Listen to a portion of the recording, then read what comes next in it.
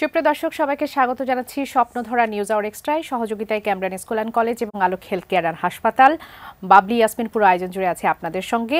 আজ আমার নির্ধারিত বিষয় যদি শুরুতেই জানিয়ে দিতে চাই, ঐক্য সংস্কার ও নির্বাচনমুখী রাজনীতি, এই বিষয়টি নিয়ে আলোচনা করব। এই মুহূর্তে স্টুডিওতে সম্মানিত দুজন অতিথি উপস্থিত আছেন। শুরুতে একটু তাদের সাথে পরিচয় করে দিই।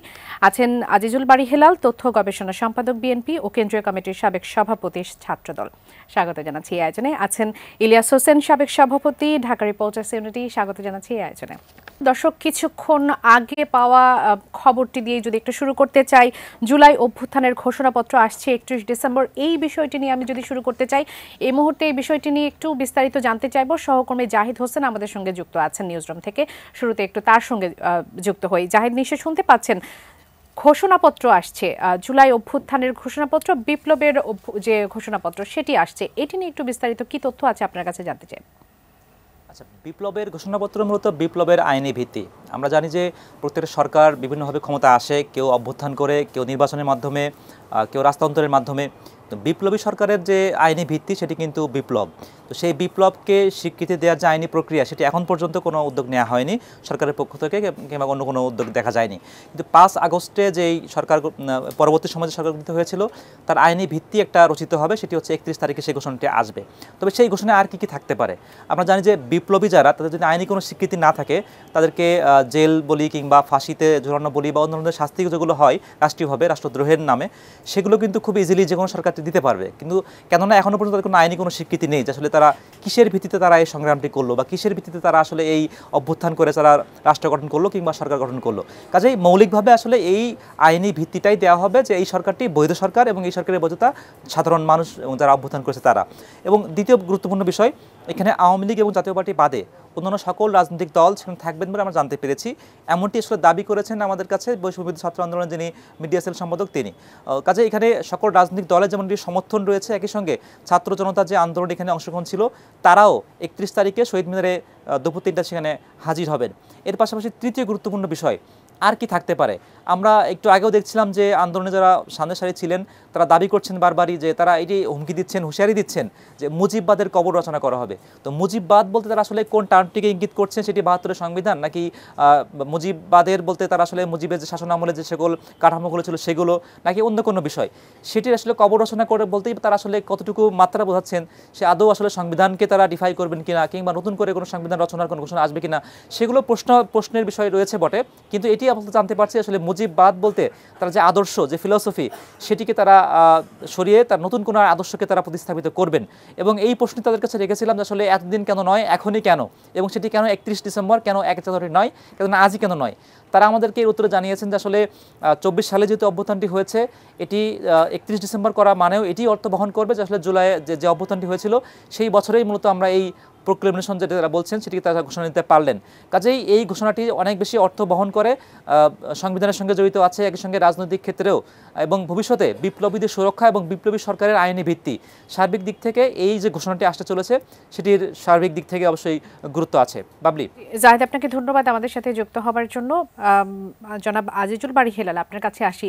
জুলাই বিপ্লবের ঘোষণাপত্র প্রকাশ করবে বৈষম্য বিরোধী ছাত্র আন্দোলন, তাদের একটি স্ট্যাটাস কিছুক্ষণ আগে প্রোক্লামেশন অফ জুলাই রেভলিউশন আমরা দেখেছি। এছাড়া অন্যান্য যেসব সমন্বয়ক আছেন, একদম সার্জিস হাসনাত থেকে শুরু করে সবাই পোস্ট করেছেন।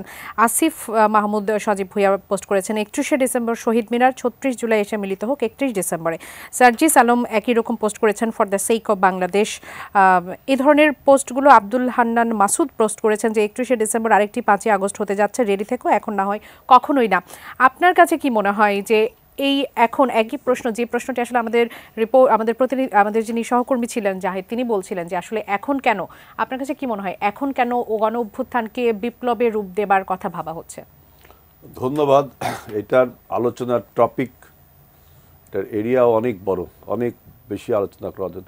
প্রথমে হলো যে এটাকে আপনি গণ অভ্যুত্থান বলবেন না বিপ্লব বলবেন? এখন পর্যন্ত তো আমরা গণ অভ্যুত্থান বলে এসেছি। এখন যে 31 ডিসেম্বর প্রোক্লেমেশন অফ আপনার বিপ্লব যেটা বলছে, এটা নিয়ে আমি এটার সমালোচনা করছি না। আমি যেটা বলছি যে এটাকে বিপ্লব বলবেন 24 গণ অভ্যুত্থান, যে 5 আগস্ট যে বিজয়টা হয়েছে, ফ্যাসিবাদের যে পতন হয়েছে, সেটাকে কি আপনি বিপ্লব বলবেন না গণ অভ্যুত্থান বলবেন? আমরা জানি এটা গণ অভ্যুত্থান, বিপ্লবও বলে, কিন্তু ব্যাকরণগতভাবে বিপ্লব হয়নি এই কারণে যে বিপ্লব মানে সবকিছু উল্টে পাল্টে দিয়ে আগের সব সিস্টেমকে বাতিল করে নতুন কিছু। কিন্তু যখন আপনি, আমি সমালোচনা করে বলছি না, যখন আপনি আগের সংবিধানের শপথ নিয়ে আপনি এবং আগের প্রেসিডেন্টের কাছ থেকে শপথ নিয়ে সরকার গঠন করেন, তাহলে কি সেটার বিপ্লব থাকে? বিপ্লব মানে সবকিছু বদলে ফেলা, সবকিছু পরিবর্তন করা। বিপ্লব আসে আপনার রাজপথের দুপ্রান্ত থেকে কাঁপিয়ে সমস্ত কিছু ভেঙে চুরে নতুনের একটা আহ্বান নিয়ে বিপ্লব আসে। কিন্তু 24-এর গণ অভ্যুত্থানে পরে 5ই আগস্টের পরে 8ই আগস্টে সরকারটা গঠন হলো, সেটা তো আগের সমস্ত সরকারকে রেখেই আপনি শপথটা নিলেন। যে সংবিধান ছুঁয়ে আপনি শপথ করলেন সেই সংবিধানকে রক্ষা করা আপনার দায়িত্ব, আবার সেই সংবিধানকে আপনি আবার চেঞ্জও করবেন। এটা একটা কেমন একটা ব্যাপার হয়ে যাচ্ছে না? তারপরে দেখেন যে আমরা বারবার বলছি যে এই বর্তমান যে সরকারের বিভিন্ন প্রশাসনে, সরকারের ভিতরে গত ফ্যাসিবাদের অর্থাৎ পতিত ফ্যাসিবাদের যে দোসররা লুকিয়ে রয়েছে, লুকিয়ে রয়ে দেশটাকে আনস্টেবল করছে, এটা কিন্তু আরেকটা আলোচনা হয়তো পরবর্তীতে আমি করতে পারবো, সেই সুযোগটা পাবো। সুতরাং এটা আমরা সবাই মনে করি যে 24-এর গণ অভ্যুত্থান। এখন আপনি বিপ্লব যদি বলেন, সেটা বলতে পারেন, সেটা জনগণের সমর্থন বা জনগণ কতটুকু গ্রহণ করবে এটা একটা বিষয়। আমরা রাজনৈতিক দলগুলো এখনও এই বিষয়টা পর্যবেক্ষণ করছি। একটা জিনিস মনে রাখেন যে আমাদের যে 16ই ডিসেম্বর বিজয় অর্জন হয়েছিল 1971 সালে, তার আগে 17ই এপ্রিল কিন্তু আমরা প্রোক্লামেশন অফ ইন্ডিপেন্ডেন্স ঘোষণা করেছিলাম, তাই না? তারপরে 16ই ডিসেম্বর বিজয়। এখন 24-এর গণ অভ্যুত্থান 5ই আগস্ট যদি বিজয় হয়, এরপরে আপনি প্রোক্লামেশন অফ দ্য রেভলিউশন যদি ঘোষণা করেন বা সেকেন্ড রিপাবলিক যদি ঘোষণা করেন, সেটা কিন্তু জনগণের সমর্থনের প্রয়োজন। কতটা জনগণ সমর্থন করবে? রাজনৈতিক দলগুলোর সমর্থনের প্রয়োজন। জনগণ মানে রাজনৈতিক দল। এখন বক্তব্য হলো যে আপনি এই যে প্রোক্লামেশন অফ রেভলিউশন, আমার তো মনে হয় তাই, প্রোক্লামেশন অফ রেভলিউশন বা ডিক্লারেশন অফ রেভলিউশন, বিপ্লব ঘোষণা করবেন, তো এইটার যদি আপনি বাস্তবায়ন করতে চান, ইমপ্লিমেন্ট করতে চান, বিপ্লবে যে সমস্ত জিনিস ইমপ্লিমেন্ট করতে হয়, সেটা তো আর একটা অনেক লম্বা টার্মের ব্যাপার। তাহলে কি এই যে প্রোক্লামেশন অফ আপনার রেভলিউশন, এর পিছনে অন্য কোনো কাহিনী আছে কিনা সেটা কিন্তু এখনো বলার সুযোগ আসেনি। কারণ দীর্ঘসূত্রিতা হলে বর্তমান যে উপদেষ্টা পরিষদ, সেই উপদেষ্টা পরিষদ এই দীর্ঘক্ষণ তাদের যে দক্ষতা, তাদের যে যোগ্যতা, অভিজ্ঞতা এত 4 মাসে দেখিয়েছে, সেটা কিন্তু পিপুল আর ডিসস্যাটিসফাইড, তাই না? এবং পলিটিক্যাল পার্টিসগুলো কিন্তু তাকে এখনো সমর্থন দিয়ে রাখছে। সুতরাং আপনি এখন বিপ্লব ঘোষণা করে, তারা তো বলছে যে রাজনৈতিক দলগুলো আওয়ামী লীগ ছাড়া বা আওয়ামী লীগের সঙ্গে যারা তারা ছাড়া বাকি সব রাজনৈতিক দলই তাদেরকে সমর্থন দিচ্ছে। It is very early two comment anything. আমি শুধু ব্যাখ্যাটা বললাম যে এটা কিন্তু যদি বিপ্লব 5ই আগস্টে হতো, তাহলে সরকার গঠন এবং সরকারের যে প্রশাসনিক ব্যবস্থা সবকিছু উল্টে পাল্টে যেত। আপনার পতিত সরকারের কেউ আর থাকতে পারত না, ঠিক না? কিন্তু পতিত সরকারের লোকজন এখনো প্রশাসনে রয়ে গেছে। এটা আমি বললাম যে পরের সেশনে যে সুযোগ পেয়ে আলোচনা করব। এবং আপনি এই বিপ্লব বলে সবকিছু চেঞ্জ করতে যাওয়ার কতদিন, 4 মাস তো অলরেডি চলে গেছে, এবং আরো কতদিন সময় লাগাবে, এবং সেটা কি জনগণ মানবে কিনা? কারণ কি আপনি এখন দেশটা চালাতে আপনি সম্পূর্ণ ব্যর্থতার পরিচয়। আপনাদের ব্যর্থতা মানে কিন্তু আমাদের বিপ্লবের ব্যর্থতা, আমাদের অভ্যুত্থানের ব্যর্থতা। বারবারই বলে আসছি বলছি যে এটা ভেরি আর্লি টু কমেন্ট। আর রাজনৈতিক দলগুলোকে যেহেতু তারা আহ্বান করেছে, দেখা যাক শেষ পর্যন্ত কি। জনাব ইলিয়াস হোসেন, আপনার কাছে জানতে চাইবো 5 আগস্ট পরবর্তী আমরা যে গণ অভ্যুত্থানের কথা শুনলাম এতদিন, যে যখন 31শে ডিসেম্বরের জন্য ঘোষণা করা হচ্ছে যে সেখানে বিপ্লবের যে প্রোক্লেমেশন, জুলাইয়ের বিপ্লবের যে প্রোক্লেমেশন, সেটি তারা ঘোষণা করবে। আপনার কাছে কি মনে হয় এই যে 4 মাস অতিবাহিত হয়ে গেছে এই সরকারের, আমরা যেটাকে গণ অভ্যুত্থানের সরকার বলছিলাম, কি পরিবর্তন আসলে আসবে? গণ অভ্যুত্থানের সরকার 31 ডিসেম্বর পর কি আসলে বিপ্লবী সরকার হয়ে যাবে? আমরা তো বললামই যে আসলে জিনিসটা খুব বেশিক্ষণ আগে বের হয়নি, সংবাদটি খুব অল্প সময় আগেই আসছে গণমাধ্যমে, এবং আমরা খোঁজখবর এই অল্প সময়ের মধ্যে যতটুকু নিতে পারছি, আমি একজন সাংবাদিক হিসেবে যদি সংবাদটা বিশ্লেষণ করি, তাহলে আমার গত 4 বছর বা 5 মাস যে গভর্নমেন্ট চললো, এটাকে আমরা তো বলি যে অন্তর্বর্তীকালীন সরকার বা ইন্টারিমের গভর্নমেন্ট। তা আমরা তার অ্যাক্টিভিটি দেখে মনে হচ্ছে ইন্টার্ন গভর্নমেন্ট, মানে তারা শিখছে বা শিক্ষানবিশ সরকার। এরকম এই শিক্ষার মাধ্যমে যে সরকার পরিচালিত হচ্ছে, তারা মনে হয় পদে পদে ঠেকে নতুন নতুন আইডিয়া জেনারেট করছে আর কি। যেমন আপনি জানেন যে রাস্তাঘাটে ট্রাফিক জ্যাম, দ্রব্যমূল্যের ঊর্ধ্বগতি, এই জাতীয় যে বিষয়গুলো আছে, এগুলো খুব হাতে হাতে ফল পাওয়া যায়। জনগণ বা সাধারণ মানুষ যারা প্রতিদিন এটার মুখোমুখি হয় এবং সমালোচনা করে যে সরকার এই কয়েক মাস হয়ে গেল এখনও কেন এই সিন্ডিকেট ভাঙতে পারলো না, দাম নিয়ন্ত্রণে আনতে পারলো না, বা যে কারো ইচ্ছে হলেই যে কোনো রাস্তা মোড় দখল করে আন্দোলন দাবি দেওয়ার জন্য তারা কাজ করছে, তাহলে সরকার কেন কঠোর হচ্ছে না? আমার ধারণা যে এক ধরনের মিথস্ক্রিয়া হয়েছে এই জাতীয় কমেন্টস এবং সরকারের মধ্যে, যে তাহলে আমাদের তো আমরা সংবিধান স্থগিত ঘোষণা করেনি, তারা বিপ্লবী সরকারও ঘোষণা করেনি, কোনো ইলেকশনের মাধ্যমেও আসেনি, অভ্যুত্থানের মাধ্যমে অনেকটা একটা মিউচুয়াল গভর্নমেন্ট তৈরি হয়েছে, রাজনৈতিক দলগুলো তাদেরকে সাপোর্ট দিয়েছে, তারা একটি সরকার তৈরি করেছে। এবং আমরা দেখেছি আগে যে তত্ত্বাবধায়ক সরকার যে পদ্ধতি ছিল সেটি সাংবিধানিক পদ্ধতি ছিল, কিন্তু সেটিও সংবিধানে নেই। তাহলে কি অনেকটা দরবার সালিশ করে সরকার গঠন করা হয়েছে। এখন এই সরকার যারা পরিচালনা করছে তাদের অনেকেরই অতীত অভিজ্ঞতা নেই, বা কারো কারো ক্ষেত্রে বয়সের পরিণতিও আসেনি।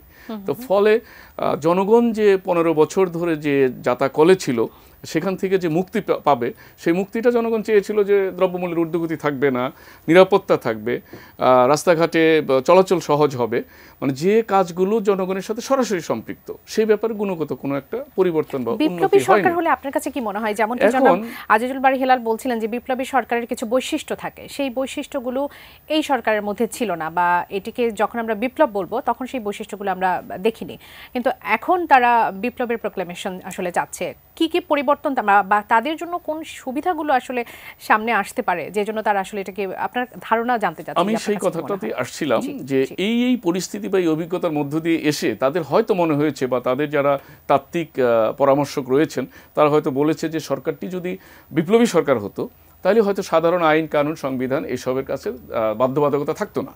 তাহলে সেক্ষেত্রে তারা চাইলেই কঠোর হয়ে রাস্তার নিরাপত্তা দিতে পারত, সিন্ডিকেট ভাঙতে পারত, তাদের সরকার আরও বেশি সক্ষম হতো কাজকর্ম করতে। আমার ধারণা যে এই সব কথার কারণেই তারা এই দিকে যাচ্ছে। আর আপনি একটা জিনিস লক্ষ্য করবেন, কিছুদিন ধরে আমরা লক্ষ্য করছি যে জনমত কিভাবে যাচাই করবেন আপনি, ইলেকশন তো হচ্ছে না, বা এই মুহূর্তে তো জনমত যাচাইয়ের কী সুযোগ আছে? দেখবেন সামাজিক যোগাযোগ মাধ্যম, যে কোনো একটি সরকার সিদ্ধান্ত নেয়, সেই সিদ্ধান্তটা যদি মানুষ মনোপুত না হয়, তাহলে ফেসবুকে ব্যাপক সমালোচনা, বা আরও যা যা আছে, ইনস্টাগ্রাম বলেন, এইসব টুইটার বলেন, সমালোচনার ফলে কোনো কোনো সিদ্ধান্ত আবার চেঞ্জও হয়েছে, আবার কোনো কোনোটি হয়নি। তাহলে কি সমালোচনা করলেই চেঞ্জ হবে? না, যেটা তাদের পরিবর্তন করা সম্ভব সেটাই হয়তো করছে, বা তাদের একটা সারাউন্ডিং এরিয়া আছে যারা দীর্ঘদিন এই অভ্যুত্থানের জন্য তৈরি হচ্ছিল, বা মিছিল মিটিংয়ে করছে, বা এবং কোনো কোনো ক্ষেত্রে শুনি যে তাদের নাকি প্রশিক্ষণের ব্যবস্থাও ছিল, যে বক্তৃতাটা কিভাবে দিতে হবে, জনসংযোগ কিভাবে করতে হবে। তো তারা এই রাষ্ট্র পরিচালনা করতে করতে মনে হয় যে ঠেকতে ঠেকতে শিখছে যে আমরা যদি এখন এটাকে বিপ্লবী সরকার ঘোষণা করি, তাহলে অনেক কিছু থেকে মাপ পাওয়া যাবে, হয়তো বা জবাবদিহিতা এটা তো থাকবে না। তবে যে আহ্বানটি রেখেছেন, আমরা আপনাদের রিপোর্টারের কাছ থেকে যেটি জানলাম, যে অন্যান্য রাজনৈতিক দলও শহীদ মিনারে যেতে পারে বা তাদের সাথে থাকতে পারে, এই জাতীয় আশা তারা করছে। কিন্তু ইতিমধ্যে আমরা দেখতে পাচ্ছি যে দেশের প্রধান রাজনৈতিক দল বিএনপি সহ জামাত বা আরও যারা আছে 12 দল, এরা কিন্তু বলছে যে সংস্কারের নামে লম্বা সময় থাকা যাবে না, দ্রুত নির্বাচন দিতে হবে। আর সেটাই যদি হয়, তাহলে এই ডিসেম্বরের শেষ দিনে এটি ঘোষণা দিয়ে আগামীতে কি বার্তা দিতে চাচ্ছে আমার মনে হয় রাজনৈতিক দলগুলোর মধ্যে আরো বেশি সন্দেহ এবং এক ধরনের দ্বিধাদ্বন্দ্ব তৈরি হতে পারে। তো যদি তাদের ভেতরে ওয়ার্কস হয়ে থাকে বা আলাপ আলোচনা চলছে, সেটা ভিন্ন কথা। আমরা এমনিতে কিন্তু দেখছি যে জাতীয় সংলাপ চলছে। জনাব আজিজুল বারী হেলাল, কেআইবিতে যে ফোরাম ফর বাংলাদেশ স্টাডিজ আয়োজিত যে জাতীয় সংলাপ হচ্ছে, সেখানে প্রায় 7 জন উপদেষ্টা, 20টি রাজনৈতিক দলের প্রতিনিধি, নাগরিক সমাজের প্রতিনিধি, বিভিন্ন শ্রেণী পেশার শীর্ষস্থানীয় ব্যক্তিবর্গ সবাই উপস্থিত আছেন, এবং সেখানে জাতীয় সমাবেশ যেহেতু সবার ইন্টারেস্টের বিষয়গুলো আমরা জানতে পাচ্ছি, বেশ কিছু বিষয় সেখান থেকে এসেছে, সেগুলো নিয়ে আমরা আলোচনা করব। বেশ কিছু মন্তব্য আজকে আমার কাছে আছে, সেগুলো নিয়ে একটু আলোচনা করতে চাই। দ্বিকক্ষ বিশিষ্ট সংসদ হতেই হবে, নৌ উপদেষ্টা এম শাকাত হোসেন এমন একটা কথা বলেছেন। সেটি নিয়ে একটি প্রশ্ন থাকতে পারে এবং সেই সাথে সরকার ইচ্ছে করে নির্বাচনকে বিলম্বিত করতে চাইছে, মির্জা ফখরুল ইসলাম এমন একটা কথা বলেছেন। সেই কথাটি কিন্তু আমি আজিজুল বারী হেলাল আপনার কাছ থেকেও যেমন জানতে পারছি, ইলিয়াস হোসেন তিনিও বলছিলেন যে রাজনৈতিক দলগুলোর মধ্যে একটু সংশয়, সেই সংশয় কি কিছুটা এখন কি আরো দীর্ঘায়িত হলো? ধন্যবাদ আপনাকে। আমি প্রশ্নের উত্তর দেওয়ার আগে একটু বলি যে যেহেতু বিপ্লবী সরকার হবে, আপনার প্রশ্নের উত্তর আমি দিচ্ছি, বিপ্লবী সরকার হবে, তাহলে কি অন্তর্বর্তীকালীন সরকার ডক্টর ইউনূস সরকারও বাদ হয়ে যাবে? একটা প্রশ্ন এসে যায় যে আজকে পর্যন্ত 31 তারিখ পর্যন্ত যারা যারা সরকারে ছিল, প্রশাসনে ছিল, ক্ষমতা সব বাদ হয়ে যাবে?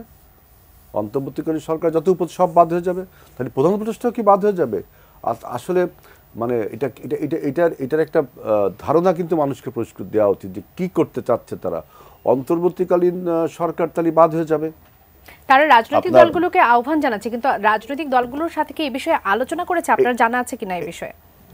আমি তো কিছুক্ষণ আগে এটা শুনলাম, সেজন্য আমি আমার নিজের ব্যাখ্যাটা দিলাম যে অন্তর্বর্তীকালীন সরকার যেটা আছে, বিপ্লবী সরকার হলে পুরনো সব বাদ। তাহলে সেই পুরনোর মধ্যে কি অন্তর্বর্তীকালীন সরকার অর্থাৎ 31 তারিখ পর্যন্ত সরকার, না 5ই আগস্ট পর্যন্ত? এটাকে ডিফাইন করতে হবে যে 5ই আগস্ট পর্যন্ত সরকারকে আপনি বাদ দিচ্ছেন, না 5ই আগস্টের পরবর্তী যে সরকার তাকেও বাদ দিচ্ছেন। আপনি যেহেতু আপনি আমাদের বিজয় অর্জন হয়েছে 5ই আগস্ট, ঘোষণা করছেন 4 মাস পরে, তাই না? তাহলে এই 4 মাসের যারা যারা ছিল তারাও কি বাদ হয়ে যাবে? এটা কিন্তু একটা কোশ্চেন। তারাও কি এই বিপ্লবের ফলে তারাও সব কিছু উল্টে পাল্টে যাবে? এটা একটা প্রশ্ন।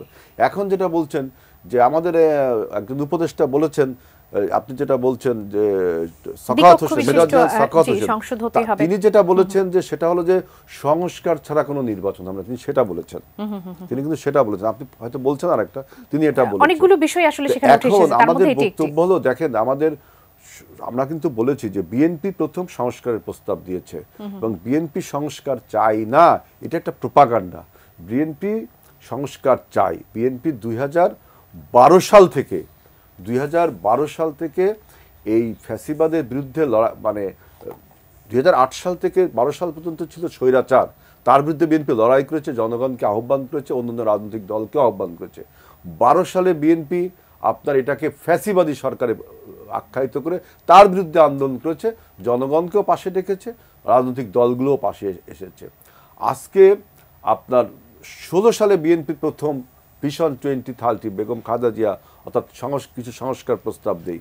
এরপরে বিএনপি আপনার 31 দফা দেই, অন্যান্য যে সমস্ত রাজনৈতিক দল আমাদের সাথে যুগপৎ আন্দোলন করে তাদের নিয়ে। অর্থাৎ সংস্কারটা আমরা চেয়েছি। সংস্কারটা আমরা কোথায় চেয়েছি? যে মৌলিক যে সংস্কার এবং ন্যূনতম সংস্কার গণতন্ত্রের পথে উত্তরণের জন্য এবং মানুষের ভোটাধিকার ফিরিয়ে পাওয়ার জন্য। কিন্তু আপনার সাখাওয়াত সাহেব যেটা বলছেন যে সংস্কার ছাড়া কোনো নির্বাচন হবে না, এখন এই সংস্কারটা বাস্তবায়ন করবে কে?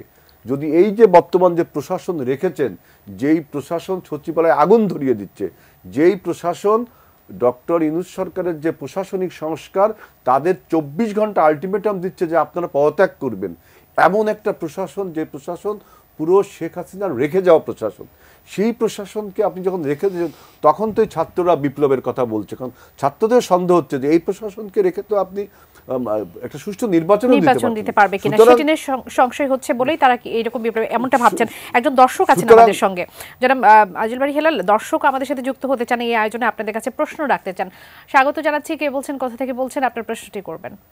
আসসালামু আলাইকুম। ওয়ালাইকুম সালাম। খসরু বলছিলাম পিরিজপুরের কাউখালী থেকে। আমার প্রশ্ন বা ক্ষোভ দুটি একসঙ্গে বলি। একটি, ফ্যাসিস্ট সরকারকে বিদায় করার জন্য অনেক রক্ত ঝরল, অনেক মানুষের প্রাণ গেল। আমাদের আশা করেছিলাম যে আমার দ্রব্যমূল্য নিয়ন্ত্রণ হবে, অগ্নিসংযোগ হবে না, দেশে একটি শান্তি বিরাজ করবে। সেক্ষেত্রে নাম দেওয়া হলো অন্তর্বর্তীকালীন সরকার, আবার বলা হলো দ্বিতীয়বার আমরা স্বামী দিলাম। এই বিপ্লব আর অন্তর্বর্তী সরকারের টানা হেসা, এই নামকরণ পিছনে কি নাটক থাকতে পারে, কি কারণ থাকতে পারে? দ্বিতীয় কথা হলো, আওয়ামী লীগের রাষ্ট্রপতির কাছেই তো এই অন্তর্বর্তীকালীন সরকার শপথ গ্রহণ করলেন। তাকে সেই ক্ষমতায় রেখে বিপ্লবী সরকার কিভাবে গঠন হবে, এ বিষয়ে আপনাদের ভাবনা কি বলবেন আমাদের জন্য? জি জি, ধন্যবাদ। আপনি থাকুন আমাদের সঙ্গে। জনাব ইলিয়াস হোসেন, এই প্রশ্নের উত্তর দিতে চাইবেন কিনা, এই যে টানা হেঁচড়াতে যে সময়টা কালক্ষেপণ হচ্ছে, কেননা জনগণও তো আসলে নির্বাচন চায়, সংস্কার চায়, কিন্তু সেটা দ্রুততম সময়ের মধ্যে চায় বা একটা রূপরেখা চায় অন্তত পক্ষে। আপনার কাছে কি মনে হয়? হ্যাঁ, সেটাই আসলে জনগণের এই চাওয়ার তো প্রতিফলন ঘটে। জনগণ তো আর ব্যক্তিগতভাবে বলতে পারে না, সেগুলো রাজনৈতিক দলগুলোর মাধ্যমে সেই বক্তব্যগুলো আসে। রাজনৈতিক দলগুলো কিন্তু এটা বরাবর বলে আসছে যে সংস্কার অবশ্যই দরকার, কিন্তু সংস্কারের নামে লম্বা সময় ক্ষেপণ করা না। তারা এটা আশা করে যে একটি নির্দিষ্ট রোড ম্যাপ ঘোষণা হবে, সেটি 1 বছর পরে হোক বা 6 মাস পরে হোক। এখন পর্যন্ত রাজনৈতিক দলের নেতাদের যে কথাবার্তা, তাতে 6 মাস থেকে 1 বছরের মধ্যে তারা নির্বাচন চায় এবং নির্বাচনের সুনির্দিষ্ট ঘোষণা চায়। এর প্রেক্ষিতে দেখা গেছে যে বৈষম্য বিরোধী ছাত্র আন্দোলনের নেতা যারা বা যারা রাষ্ট্র পরিচালনা করছেন, তারা কোনো কোনো সময় খুব বিরক্ত হয়ে কথা বলে থাকেন যে নির্বাচনের জন্য রাজনৈতিক দলগুলো ব্যস্ত হয়ে পড়েছে, তারপরে সংস্কার এই সময়ের মধ্যে শেষ না করে নির্বাচন না, তারা এই কথাগুলো বলছে। কিন্তু ওটা খুবই যুক্তিযুক্ত কথা যে তাহলে আপনারা কিসের ভিত্তিতে দিনের পর দিন থাকছেন? এখন এই সব চাপের থেকেই কি সরকার, বিপ্লবী সরকার নাম নিয়ে আসতে চাচ্ছে কিনা, এটা এখন বিশ্লেষকদের আসলে চিন্তা চেতনার মধ্যে ঢুকে গেছে আজকে সন্ধ্যা রাতের পর থেকে। আগে এই জাতীয় বিষয় ছিল না, এবং ধারণা করা হচ্ছিল অনেকেই যে রাজনৈতিক দলগুলোর চাপে সরকার হয়তো জানুয়ারির দিকে একটি রোডম্যাপের দিকে যাবে, বছরের শেষের দিকে বা 26-এ, ওনাদের কথা অনুযায়ী যে 26-এর শুরুর দিকে হয়তো শেষের দিকে, প্রথমার্ধে হয়তো নির্বাচনের দিকে যাবে। কিন্তু এখন রাজনীতিতে নতুন করে কৌতূহল এবং কে আলোচনা জন্ম দেবে এই অভ্যুত্থানের ঘোষণাকে কেন্দ্র করে। তো এখন যেহেতু বিষয়টা একেবারেই নতুন, তো সেখানে আপনার অতীতের বাংলাদেশে এরকম হয়নি কখনো। বাংলাদেশে মহান বড় মুক্তিযুদ্ধ হয়েছে, 90-এর গণ অভ্যুত্থান হয়েছে, বা 1/11 হয়েছে, অন্তর্বর্তী তত্ত্বাবধায়ক সরকার হয়েছে, এবং সেনা সমর্থিত তত্ত্বাবধায়ক সরকার হয়েছে। নানান ডাইমেনশনে এই পর্যন্ত আসছে, কিন্তু এবার যা হচ্ছে একেবারেই নতুন। ফলে আপনার ধারণা করতে হবে তাদের অ্যাক্টিভিটির উপরে, অতীতের কোনো কিছু থেকে উদাহরণে আসা যাবে না। আমার মনে হয় যে খুব বেশি দিন নাই, 31 তারিখ, খুব দ্রুতই এটি ঘোষণা হয়ে যাবে। যে দর্শক ফোন করেছিলেন তার উত্তর দেওয়া আসলে এটাই যে সরকার তাকে নিরাপদ এবং কি স্বচ্ছন্দ রাখার জন্য হয়তো একটা পথ খুঁজছেন আর কি। আজিজুল বারী হেলাল, আপনার কাছে আসি। আমরা আসলে জাতীয় সংলাপের মধ্যে ছিলাম। জাতীয় সংলাপ, সেখানে এই যে 5 আগস্ট পরবর্তী যে বাংলাদেশের কথা আমরা বলি, সেখানে নির্বাচন সংস্কারকে কখনো কখনো মুখোমুখি দাঁড় করিয়ে দেওয়ার কথা বলা হচ্ছে, কখনো বা জনগণের মধ্যে সংশয় তৈরি হচ্ছে যে আসলে কোনটি আসলে এই সরকার করছে, কোনটি রাজনীতিবিদরা চাচ্ছে। জনগণ তো আসলে নিরাপত্তা চায়, জনগণ চায় দ্রব্যমূল্যের দাম, আসলে দ্রব্যমূল্যটা কমে যাক, জনগণ চায় যে যে সংকটগুলো ঘনীভূত হয়েছে সেগুলো দূর হয়ে যাক।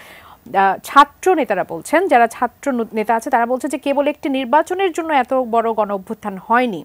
আর বিএনপি থেকে বলা হচ্ছে জনজীবনে যেসব সংকট ঘনীভূত হয়েছে তা রাজনৈতিক সরকারের পক্ষে সমাধান সম্ভব নয়, যেটি 4.5 মাসের মধ্যেই তালগুল পাকিয়ে ফেলেছে তারা, যে জন্যই দ্রুত নির্বাচনের আপনারা কথা বলছেন। আসলে এর মধ্যে জনগণের চাওয়া পাওয়া আসলে কোনটি, জনগণ কোনটি চায় আর কোনটি চায় না, সেটি কিভাবে নির্ধারণ? জনগণ চায় স্বস্তি, জনগণ চায় দ্রব্যমূল্য তার নাগালের ভিতর থাকুক, আইন শৃঙ্খলা পরিস্থিতি ভালো থাকুক, ডেঙ্গু মশার কামড়ে মানুষ যেন না মনে, চিকিৎসা পাক, জনগণ এগুলো শ্রমিক অসন্তোষটা কমে যায়, এগুলো জনগণ চায়। এখন আমার বক্তব্য হলো যে ছাত্র নেতারা চাচ্ছে, আপনি যেটা বললেন, এই ছাত্র নেতা বলতে আপনি কোন ছাত্র নেতা বলছেন? শুধু বৈষম্য বিরোধী ছাত্র নেতা না? বাংলাদেশে কিন্তু ছাত্র রাজনীতির ব্যাপক ইতিহাস রয়েছে, তাই না? সমস্ত রাজনৈতিক সংগঠনের অঙ্গ সংগঠন, ছাত্র সংগঠন রয়েছে। না না, এইখানে তো দ্বন্দ্বটা এখানে তৈরি হয়। আপনি তো অভ্যুত্থানের সমস্ত শক্তিকে এইভাবে বিভক্ত করে ফেলছেন, কারণ এখানে জাতীয়তাবাদী ছাত্র দল, ইসলামী ছাত্র শিবির বলেন, আপনার অন্য অন্য বামপন্থী ছাত্র সংগঠনের যে সমস্ত ছাত্র সংগঠন আছে, তাদের একটা ব্যাপক পরিধি, তারা এই আন্দোলনে মূল কারিগর ছিল। আপনি তো সামনের সাইডে মিছিল করেছেন, আপনার বৈষম্য বিরোধী ব্যানার করেছেন। অর্থাৎ আমি তাদেরকেও বলছি, এই বৈষম্য বিরোধী ছাত্রদেরকে, এই জন্য আমি অনেক টেলিভিশনে বলি, এরা হলো আমাদের 24-এর গণ অভ্যুত্থানের সন্তান। কারণ এই বাংলাদেশের যে ছাত্র সংগঠনগুলো রয়েছে দীর্ঘ ইতিহাসে, তারা কিন্তু এই গণ অভ্যুত্থানের পটভূমিটা রচনা করেছে। সেই পটভূমিতে দাঁড়িয়ে আপনারা উপসংহার টেনেছেন, এইটা একটা বক্তব্য। আর একটা বক্তব্য হলো যে দেখেন, যে জাতীয় সংলাপে আমি দেখলাম যে হোসেন জিল্লুর রহমান আজকে একটা কথা বলছেন যে সংস্কার ছাড়া নির্বাচন করলে নাকি ভয়ঙ্কর হবে। তার সাথে সুর মিলালেন সাখাওয়াত হোসেন যে সংস্কার ছাড়া নির্বাচন সম্ভব নয়। এখন এই দুইজন লোক কে? 2007 সালের 1/11 কথা তো আমরা ভুলে যাইনি। এই 2007 সালের 1/11 ছিল সবচেয়ে বাংলাদেশের সবচেয়ে অভিশপ্ত সময়, যখন একটি পররাজ্যগ্রাসী একটি শক্তিকে আহ্বান জানিয়ে মানে তাদের নীল নকশা অনুযায়ী বাংলাদেশে একটা কিংভূত কিমাকার মানে মৎস্যকুমারী মার্কা সরকার তৈরি হয়েছিল, অর্ধেক মিলিটারি অর্ধেক জনগণ অর্ধেক সিভিল বেসামরিক আর কি একটা সরকার তৈরি হয়েছিল। সেই সরকার আপনার সংস্কার, এই হোসেন জিল্লুর রহমান ছিল সেই উপদেষ্টায়, সাখাত সাহেব ছিলেন নির্বাচন কমিশন, যিনি 2008 সালের নির্বাচনে মূল বলেছেন যে আমরা কেন বলছি যে সংস্কার ছাড়া নির্বাচন হবে না। আমি একটু তার কথাটা একটু বলে নেই। সেটি হচ্ছে যে আমরা বলছি এই জন্য মানে সাখাত সাহেব এই জন্য বলেছেন যে এর আগে 2007 সালে আমরা যে সংস্কার শুরু করেছিলাম সেটি পরবর্তীতে নির্বাচিত সরকার এসে কন্টিনিউ করেনি। তাই আমরা এই যারা এই অভ্যুত্থানে যারা রক্ত দিয়েছে তাদের রক্ত যাতে বৃথা না যায় সেজন্য তাদের নির্বাচন কমিশনকে তো আমি দায়ী করছি। তাদের যে নির্বাচন কমিশন 2008 সালে ভোট করেছে ম্যানিপুলেটিং ভোট, বাংলাদেশে যতগুলো ভোট হয়েছে সবচেয়ে বেশি ম্যানিপুলেশন 2008 সালে হয়েছে। আমি যে নির্বাচনী প্রতিদ্বন্দ্বিতা করেছিলাম ঢাকা 18 আসন থেকে, এবং আমি নিজে দেখেছি যে কিভাবে রাতের বেলা এবং আমাদের যারা আপনার এজেন্ট ছিল তাদেরকে বের করে দিয়ে কিভাবে ভোটে আগে 20 থেকে 30% ভোট ভরে রাখা হয়েছে। অনেকে জানে না, এই ইতিহাস একদিন কিন্তু মানুষ জানবে। সুতরাং এই যে 2008 সালে যারা ভোটকে ম্যানিপুলেশন করেছিল, যাদের ফলে একটি 17 বছরের ফ্যাসিবাদ, এই হোসেন জিল্লুর রহমান এই সাখাত হোসেনদের প্রযত্নে আপনার এন্টারপ্রাইজে একটা 17 বছরের ফ্যাসিবাদ তুলেছিল। সুতরাং তারা আবারও মাঠে নেমেছে যে কি এই নির্বাচনের সামনে মুখোমুখি দাঁড় করে দিয়েছে সংস্কার। দেখেন ডক্টর ইউনূস কিন্তু জাতীয় সংলাপে একটা বক্তব্য দিয়েছে যে ঐক্যবিহীন সংস্কার। আপনারা মুখোমুখি কেন ভাবছেন? এটা একসাথে কেন চলতে পারে? আমরা তো তাই বলছি, তো উনারা তো বলছে সংস্কার করার পরে নির্বাচন, তার মানে মুখোমুখি না। আমরা বলছি দুটো একসাথে চলতে পারে। আমরা যে সংস্কার প্রস্তাব দিয়েছি যে দ্বিকক্ষ আমরা বলেছি একজন প্রধানমন্ত্রী দুইজনের পারে বেশি থাকতে পারবে না, আমরা মিন করি বলে এটা বলেছি। আমরা অনেক সংস্কারের কথা কিন্তু বলেছি যেটা এই অংশে একটু জনাব ইলিয়াস হোসেন আপনার কাছে আসি। এখন সংস্কার করতে না পারলে কখনোই করা যাবে না, এটি এম সাখাত হোসেন বলেছেন। এবং আমি যেমনটি বলছিলাম এর উদাহরণ হিসেবে তিনি বলেছেন 2007-এ তারা যখন যে সংস্কার শুরু করেছিলেন সেটি পরবর্তীতে নির্বাচিত সরকার এসে সেটি কন্টিনিউ করেনি, যে জন্য জুলাই অভ্যুত্থানে যারা প্রাণ দিয়েছেন তাদের সেই রক্তকে তারা বৃথা হতে দিতে চায় না। এবং তারা বলছে যে এই জন্য যে আমরা 4-5 বছর থাকবো তা নয়, আমরা 1 বছরের মধ্যেও সংস্কার করে নির্বাচন দিতে পারি। আপনার মন্তব্য কি? তার কথা ধরে যদি বলি, উনি যদি বলে যে আমরা 1 বছরের মধ্যেই সংস্কার করে নির্বাচন দিতে পারবো, তো রাজনৈতিক দলগুলোরও তো চাওয়া এরকমই যে আপনি 1 বছরের মধ্যে নির্বাচন দেন। তো সেক্ষেত্রে তো তারা ঘোষণা করতে পারে যে 1 বছর পরে নির্বাচন দিব, রোড ম্যাপ ঘোষণা করতে পারে যে এই সময় এই হবে। তো সেক্ষেত্রে কিন্তু খুব একটা বিতর্ক থাকে না। উনি 1 বছরের মধ্যে সংস্কার করতে চাচ্ছেন, আর রাজনৈতিক দলগুলো বলছেন যে যত দ্রুত সম্ভব হয় সেটা 6 মাস থেকে 1 বছরের মধ্যে সংস্কার করে নির্বাচন দিতে বলছে। হ্যাঁ, তবে ওনার একটা কথার সাথে আমি কিছুটা একমত, সেটি হচ্ছে যে রাজনৈতিক সরকার আসলে পরে সংস্কারের কাজটা একটু ধীর গতিতে হয়ে যায় আর কি। সেক্ষেত্রে বিএনপি সরকার, আওয়ামী লীগ সরকার এইগুলোর মধ্যে খুব একটা পার্থক্য টানতে চায় না সিভিল সোসাইটির লোকজন। যদিও এখানে বিএনপি নেতা আছেন, উনি হয়তো বলবেন যে আমরা যথেষ্ট সংস্কার করেছি, তারপরে আমাদের সময় ভোট ভাতের অধিকার ছিল, কিন্তু গত 15 বছর ধরে যে সরকার তারা ভোট ভাতের অধিকার কেড়ে নিয়েছে। যদিও তারা এই কথা বলেই ক্ষমতায় এসেছিল যে ভোট ভাতের অধিকার দেবে, 10 টাকা কেজি চাল খাওয়াবে, কিন্তু সেগুলো আর হয়নি ফাইনালি। তো সিভিল সোসাইটির সবসময় এক ধরনের শঙ্কা কাজ করে রাজনৈতিক দলগুলোকে নিয়ে, যে ওনারা যখন ঐক্যমতে পৌঁছেন, একই টেবিলে 3-4টি রাজনৈতিক দল বসে সিদ্ধান্ত নেন যে ভবিষ্যতে যেই ক্ষমতায় যাক সে জনকল্যাণে এই কাজগুলো করবে। পরবর্তীতে দেখা যায় যে রাজনৈতিক দলের আদর্শ অনুযায়ী এজেন্ডা বাস্তবায়নে তারা ব্যস্ত থাকেন, কিন্তু তারা আর ওই সংস্কারগুলোতে মনোযোগ দেন না। এটি অতীতে ঘটেছে, যে কারণে ওনারা সংশয় করছেন। তাহলে সেক্ষেত্রে আমার একটি প্রশ্ন চলেই আসে যে আমরা গণঅভ্যুত্থানে তো সব রাজনৈতিক দল, আওয়ামী লীগ ছাড়া বা আওয়ামী লীগের সঙ্গে যারা ছিল তারা ছাড়া বাকি সবাই তো এই অভ্যুত্থানকে আসলে নানাভাবে সাপোর্ট করেছে, এবং তারা তার পরবর্তীতে যখন সরকার গঠন হলো বলেছে যে এই সরকারকে আমরা সর্বতোভাবে সহযোগিতা করবো, ফেল হতে দেব না, তাহলে সেটা আমাদের পরাজয় হবে। সেই গণঅভ্যুত্থান পরবর্তী সময় আমরা দেখলাম যে এই সরকারের সাথে রাজনৈতিক দলগুলোর একটু টানাপোড়েন আসলে শুরু হয়েছে। যেসব ছাত্ররা শুরুতে ছিল, যারা একেবারে এই আন্দোলনকে আসলে সামনে থেকে লিড করেছে, তাদের মধ্যে একটা টানাপোড়েন শুরু হয়েছে। কিন্তু আমরা এখন আবার জাতীয় ঐক্যের কথা, আমরা তখনও বলেছি, এখনো জাতীয় ঐক্যের কথা বলছি। এই যে টানাপোড়েন, এর মধ্যে কি জাতীয় ঐক্য নিয়ে কাজ করা সম্ভব বা সামনে দেশকে এভাবে এগিয়ে নেওয়া এটা অসম্ভব কিছু না। আপনি জানেন যে যে কোনো জায়গায় আপনার যদি অফিসের কথা বলেন, আপনার পরিবারের কথা বলেন, যে কোনো ইস্যুতে একটা টানাপোড়েন থাকে আর কি। ধরেন যে সামনে ঈদে কে কি জামা নেবে, কে কি কাপড় নেবে, একজন বলছে শাড়ি নাও, আরেকজন বলে 3 পিস নাও, টুকটাক একটা বিতর্ক কিন্তু হয়, পরে ঐক্যমত্য প্রতিষ্ঠা হয়। আর ওটা হয় বলেই এই যে স্বাতন্ত্র বোধ থাকে, মানুষের আলাদা একটা মন্তব্য থাকে, সব মানুষ এক না, ইউনিফর্ম না। তো সেক্ষেত্রে রাজনৈতিক দলগুলো তো বরাবর বলে আসছে, এবং আপনি বিশ্বাস করেন কিনা, সাধারণ জনগণ বিশ্বাস করে যে বিএনপি সহ রাজনৈতিক দলগুলোর সাপোর্টের কারণে সরকার পিসফুলি এখনো পরিচালনা করছে রাষ্ট্রকে। তো এদের তো বড় ধরনের কোনো সংগঠন নেই। তাদের এই বৈষম্য বিরোধী শিক্ষার্থীদের যে আন্দোলন, সেই আন্দোলনটা বাংলাদেশে আপামর জনগণের সমর্থন ছিল, রাজনৈতিক দলগুলো তো বটেই। আপনি হয়তো আপনার কথাও বলছেন এটি যে আওয়ামী লীগ বা আওয়ামী লীগের সমমনা দল যারা 14 দল এবং কি জাতীয় পার্টি ছিল তাদের, আপনি জানেন যে এটা পাতানো বিরোধী দল ছিল, তারা ছাড়া সমস্ত মানুষই চাচ্ছিল যে নির্বাচনের মাধ্যমে সরকার আসুক, যে দলই সরকার গঠন করুক, অথবা দেশটা দুর্নীতিমুক্ত হোক, টাকা পাচার বন্ধ হোক, জিনিসপত্র দাম কমুক, সিন্ডিকেট ভাঙুক, এটি সবার প্রত্যাশা। এবং তার মাধ্যমেই এই অভ্যুত্থানের মধ্যে শুধু বৈষম্য বিরোধী শিক্ষার্থী আন্দোলনের ডাকে এতগুলো ঘটনা ঘটেনি, এটি আমি হেলালের সাথে একমত যে এই দীর্ঘদিন যাবত এটার পটভূমি তৈরি হয়েছে এবং এইভাবেই এই রেজাল্ট এসছে। এখন যেটি হয়েছে আমাদের দেশে, এটা নতুন না, যারাই ক্ষমতায় যায়, সেটি নির্দলীয় সরকার হোক বা দলীয় সরকারে হোক, মানে ক্ষমতার সাথে যেন কেমন একটা মমতা বোধ করে তারা আর কি, তখন আর অন্যদের কথা অতটা জনগণের কথা সেভাবে আসলে জনগণের চাওয়া পাওয়া সেভাবে প্রতিফলিত হয় না সেখানে, তারা ওটা বাদ দেয় না, তারা বলে জনকল্যাণেই কাজ করছে, কিন্তু নিজের মতো করে কাজ করছে। সেক্ষেত্রে তারা মনে করে যে আমরা যে জিনিসটা চালাচ্ছি বা আসছি আমরাই বোধহয় ভালো করব, অন্যরা ভালো করবে না। যারা দ্রুত নির্বাচন চাচ্ছে তারা আসলে সংস্কারগুলো করতে চাচ্ছে না, এক ধরনের সংশয় সন্দেহ কাজ করে। তবে এই বৈষম্য বিরোধী ছাত্র আন্দোলনের যে আবেগ এবং ভূমিকা, যে রক্তপাত ঘটেছে, এটার অবশ্যই একটি মূল্য আছে, কিন্তু এখন অভিজ্ঞ রাজনৈতিক দলের সাথে এবং তাদের আবেগের সাথে সম্মিলন ঘটিয়ে সংস্কার এবং নির্বাচনের দিকে যেতে হবে, তাহলে দেশ জাতি দুটিরই মঙ্গল। জনাব আজিজুল বারী হেলাল, আপনার কাছে আসি। এই যে আমরা বলছি যে জাতীয় ঐক্যের কথা বা জাতীয় সংলাপ হচ্ছে, সেখানে এখন আবার আমরা বিপ্লবের প্রোক্লামেশন দেখতে পাচ্ছি। জাতীয় সংলাপ থেকে আসলে আপনারা কি প্রত্যাশা করছেন?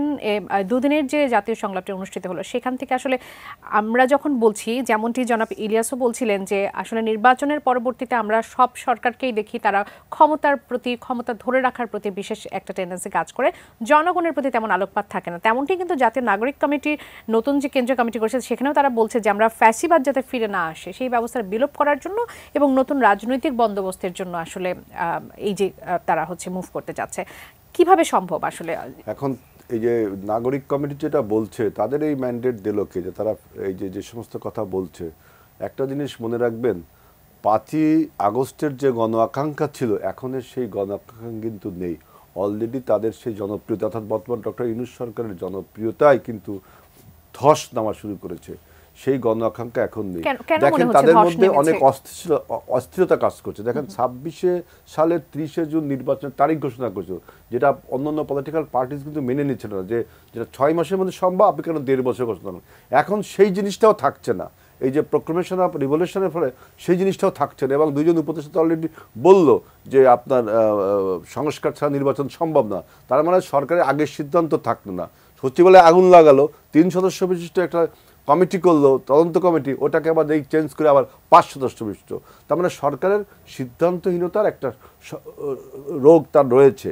আর দেখেন যে বলা হচ্ছে যে রাজনৈতিক দলগুলো সংস্কার করেনি 53 বছরে, সৈয়দ রিজওয়ান হাসান সহ আরো অনেকে আমার তিনিও বলতেন রাজনৈতিক দলগুলো যদি সংস্কার না করতো, রাজনৈতিক দলগুলো যদি সংস্কার না করতো, সৈয়দ রিজওয়ান হাসান আপনি কি আজকে মন্ত্রী হতে পারতেন?